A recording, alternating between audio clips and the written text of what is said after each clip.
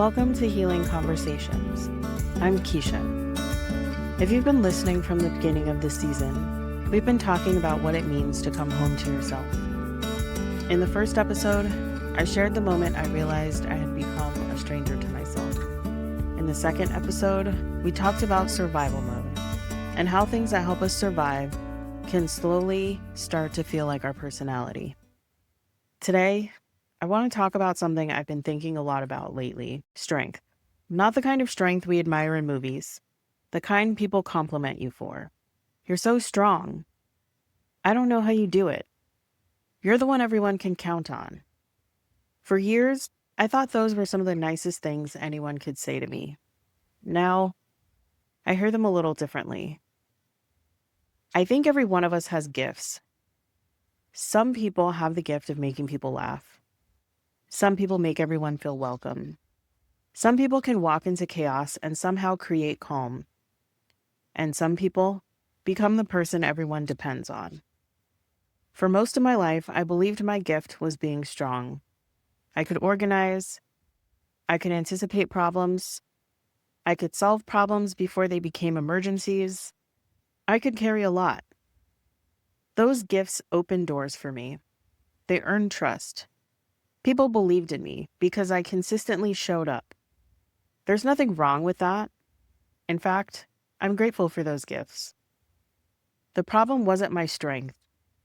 The problem was believing my strength determined my value. When I was about 23 years old, I was deployed to Iraq as the executive officer for a signal company. This was during the transition from Operation Iraqi Freedom to Operation New Dawn. In the middle of the deployment, when the campaign changed to Operation New Dawn, the combat units in my brigade were scheduled to leave early. I understood the timelines for shipping our equipment back to the United States, so I started preparing early. Every inventory, every inspection, every document, every deadline, not because anyone told me to. That's just how I worked. I've always believed that preparation creates options. Everything for my company was ready. Then something happened. Because I was prepared, I was asked to take responsibility for shipping another unit's communication equipment. This was because it was one of the units that was designated to leave early, and mine was not. At first, that seemed reasonable. I had already managed the equipment coming to Iraq without any losses or damage. People trusted me. But when I met with the person responsible for shipping their equipment, they weren't ready. They were behind. Not only were they not ready because of the condensed timeline of their deployment, they weren't prepared to meet the original deployment timeline, which meant because they were leaving early and I was taking responsibility for shipping their equipment, their lack of preparation became my responsibility to solve. More paperwork, more inspections, more coordination, more deadlines. I did what I had always done. I figured it out. In the end, approximately $25 million worth of communications equipment made it safely back to the United States without any losses or damage. Even today, I'm very proud of that. I'm proud of the discipline. I'm proud of the leadership. I'm proud of the responsibility that I was trusted with. But years later, I realized there was another story hiding inside of that one. I wasn't given more responsibility because I failed. I was given more responsibility because I succeeded. The better I became at carrying difficult things, the more difficult things people handed to me. That pattern showed up again years later when my ex-husband and I received orders to move to Hawaii. Because I knew how to organize complicated logistics, I coordinated the household shipment, the vehicles, the pet paperwork, the travel paperwork for our niece that we were in the middle of adopting, the timelines, the phone calls, the checklists, not because anyone assigned these tasks to me, simply became my role. Because I knew how, because I was capable, because I always figured it out. Eventually, I stopped noticing where my responsibilities ended and everyone else's began. A while back, I watched the movie Encanto. I only saw it once, but one character stayed with me. Luisa. Her gift was strength. Everyone depended on her. And what struck me wasn't her strength. It was the pressure that came with it. As long as she kept carrying everything, everyone else could keep believing that everything was okay. And I remember thinking, that feels familiar.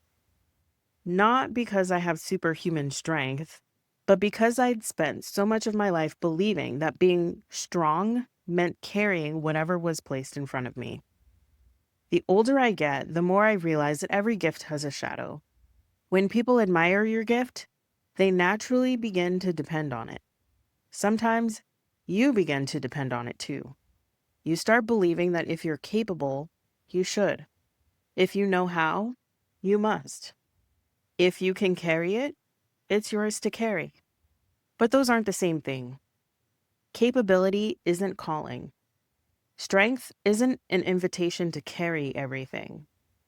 And healing has taught me something I wish I'd learned years ago. My gifts were never meant to become my identity. They're simply one part of who I am. So today, I want to leave you with a question. What gift have you been carrying for so long that you've started measuring your worth by it? Maybe it's being the responsible one, the dependable one, the fixer, the caregiver, the peacemaker, the achiever. Whatever it is, I hope you'll remember this. Your gift is something you have. It's not who you are. Sometimes the strongest thing we can do is set something down. Not because we're weak, but because it was never ours to carry. And maybe that's part of coming home to yourself.